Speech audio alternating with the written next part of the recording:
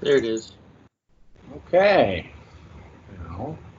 Now I'm using a 9mm expanse, which is one of the eyepieces from Orion, and it's great when I'm looking at it up close. Boy, that actually looks pretty good. But as I zoom in, let me show you what I mean. Actually, looks pretty good right there. That's not bad. So it's we're right at first quarter, and there's just a lot. Whoa. Oh, what is that? It's this app called Cam ProCam, and it is trying to do autofocus. Y'all have a werewolf? You heard that? Auto what? It's autofocus is on, but hang on a second, my dog won. It's sampling, different pixels, trying to figure out the best. And they told me how to do that, and I still don't know what I'm doing. You can see the color aberration on the edges of the field. That's one of the drawbacks of these. Yeah. Okay, let's zoom. How do I zoom? Zoom. The bluish gray circle, that's just your view through your dog because it's like the evening sky. Yeah. I'm just wondering why the edges, it's just your entire camera view, entire telescope view. Yes. So it's literally looking at, through the eyepiece itself. Yeah. Boy, did I mess that up. Okay, we're turning just auto on. Okay, that's not it. I honestly have no idea what I'm doing. So forgive me. Oh wait, no, that's wide. Okay, there we go. That's zoom. Now I got to get the effect of. Oh, that's not bad. I'm trying to get it to be smarter than me. I wonder what AEV does. Exposure bracketing. Oh, I don't want to do that. Lossless TIFF. Oh, that sounds big.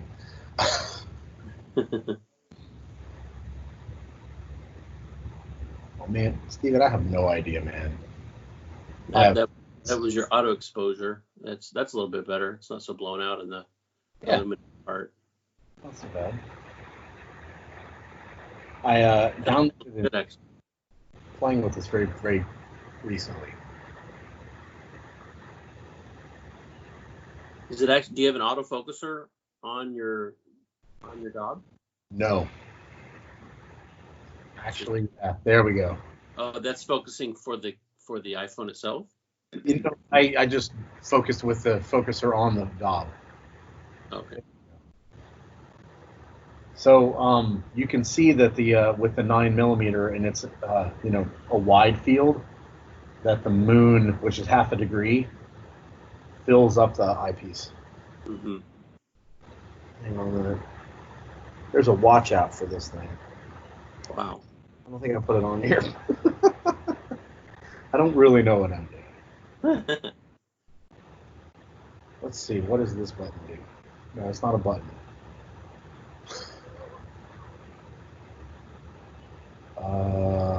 If I turn these on, nope. Oh man, I have no clue. Okay, we're switching to my normal camera now, and I'll figure this out.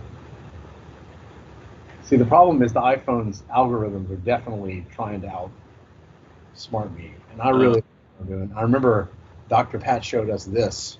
Mm-hmm. You can change the brightness. Yeah. And that kind of works. See, the problem is it doesn't look nearly as good through the phone. Oh, that's not bad. Let it settle for a minute. That's pretty good. Can you lock that exposure? Can you turn off auto exposure? Yeah, how do I do this thing? Do you remember? I don't remember. Let me mess with my phone. Tapping this thing. I don't remember how to do it. See, what I need to do is figure out how to do astrophotography with the iPhone. Yeah. And that looks pretty good. Yeah, it does. That's actually a lot better than last night. The Lunar X is not visible tonight, by the way. Yeah. Where is it? What's the feature? Oh, is it that? You see, I think you see like a raised X, possibly like a kind of like a. Actually, that thing that's passing right by the 3.8. I think that's part of it, but you can't see it tonight. Oh no, yeah, I see what you mean. Yeah, I think it's this guy right here. No, but up from there. We have no idea. I probably should have researched a little bit. There's one right here though, right on the Terminator. You can see that guy. You took last night.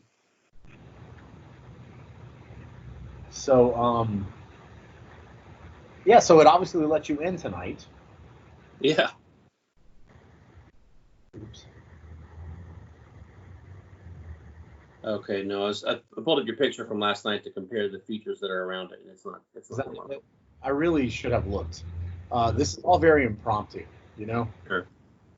And that's actually kind of the way I wanted it to go. Yeah.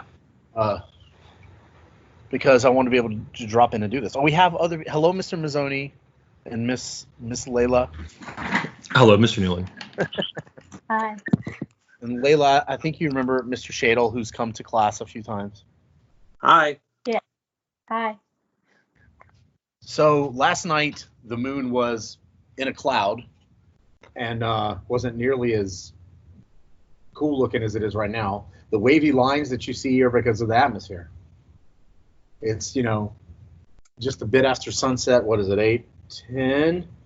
So the atmosphere is very, very wobbly up there. The moon is at the zenith, which is not an awesome place for this telescope, but it's the best place to do photography because the atmosphere will calm down the soonest. You can actually see a really big ridge right there, cutting right through the middle of a crater. So the moon is a giant lava feature, the entire moon's surface.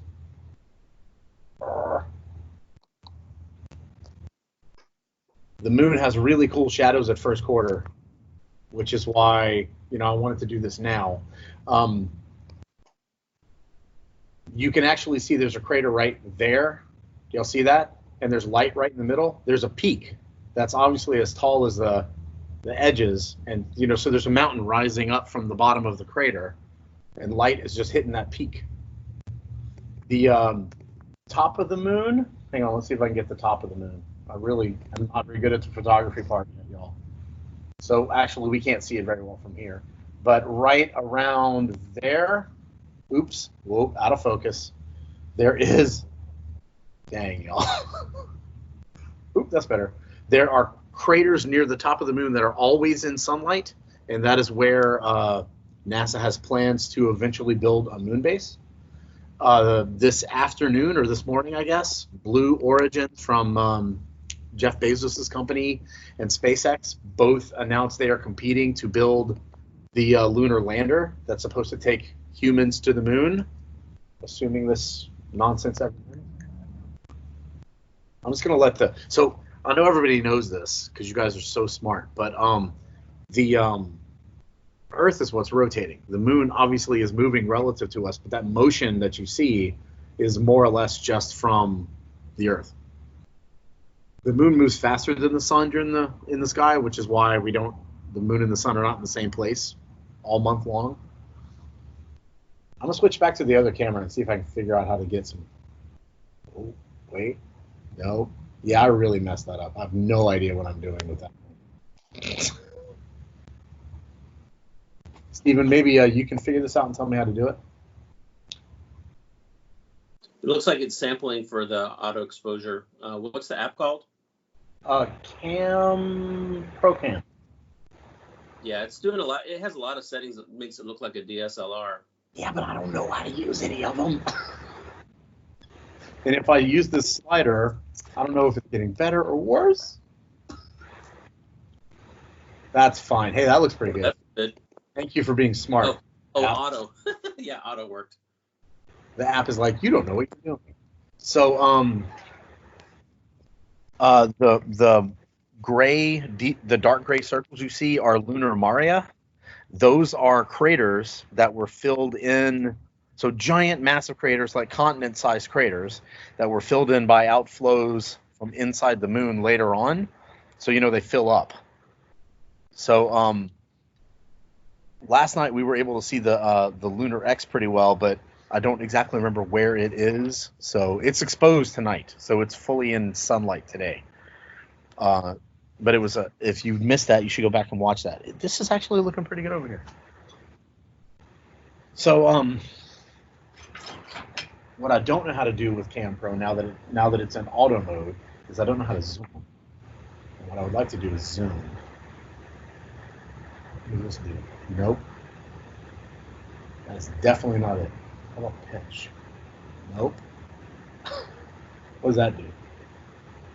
No idea. So clearly I've got to figure this app out.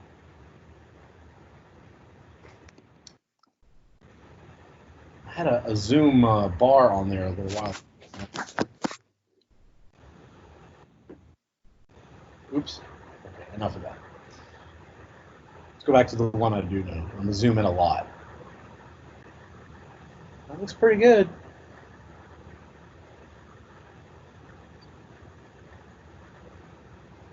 So the impacts on the moon, even though the moon is getting hit all the time, like there was one in a big impact that happened in February that people actually saw happen.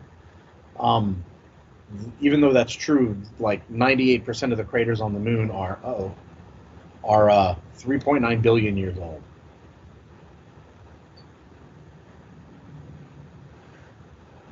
So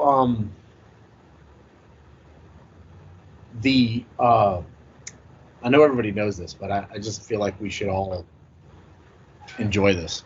The fact that the lunar landing that NASA's planning, they're training here in town.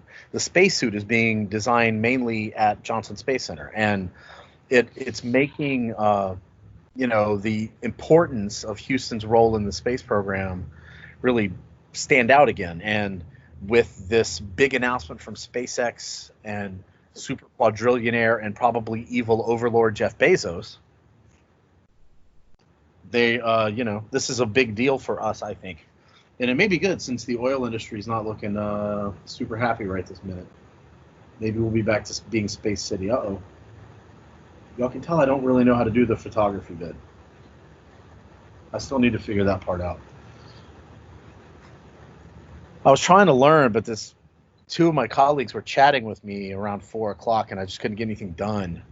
I totally wasn't trying to learn. That's a lie. That is an open lie. Okay, it's about 8:15. Who has questions for me before we call this a night? So I didn't really, my plan is to maybe try and do this again tomorrow night and see what it looks like differently. Where you see the shadow, that's called the Terminator Line. There's, of course, no atmosphere on the moon to speak of, even though there is a little bit of gas. So, it's a very, very stark difference between day and night. There's a really great episode of Futurama where they get caught the daily. It's really awesome. So why is Jeff Bezos doing this? He also owns a space company. I realize we talk about SpaceX all the time, and SpaceX is, of course, commercial. Hang on. I keep going over the computer. Hey, Ben. There we go.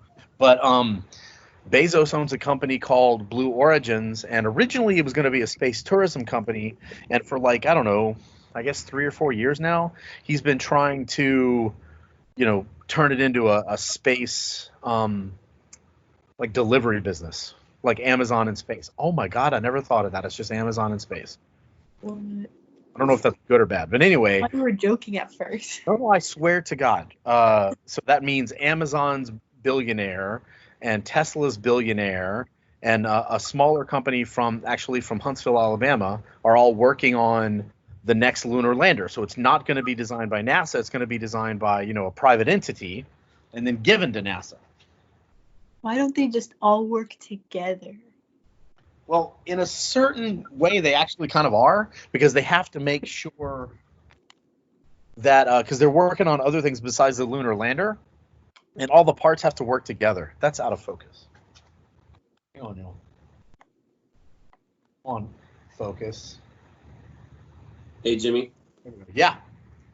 I have a question. Lay it on.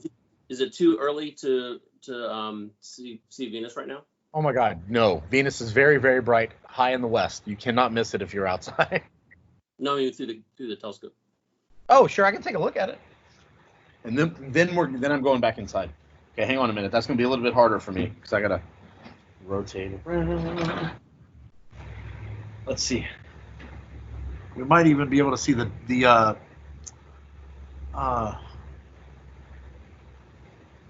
Crescent shape. yeah.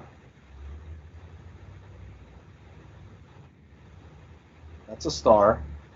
Hang on, I had it.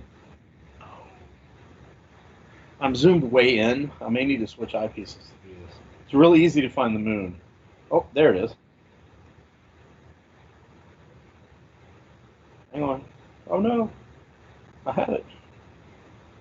It's easier to do with my eye. No. I'm sorry. Give me a second. Oh. Yeah, you can see the crescent really clearly. Here, I'm going to dial the brightness way down and try to get it to autofocus. Did not work. That's not bad. So yes, that's the crescent you're seeing is not like the result of optics. That's because, Venus is a crescent right now. There you go. This would really benefit from me knowing how to do photography. Okay, I'm going to let that be our final. I have a cat visiting me all of a sudden that is not mine. Okay, so I'm going to try to do more of these, y'all. If you're a Bel Air faculty member, please bring your students. If you're a Bel Air student, bring your friends. Okay, I'm going to call it a night. The next time you'll hear from me, have a good night, y'all. Thanks. Bye. Bye. Yeah.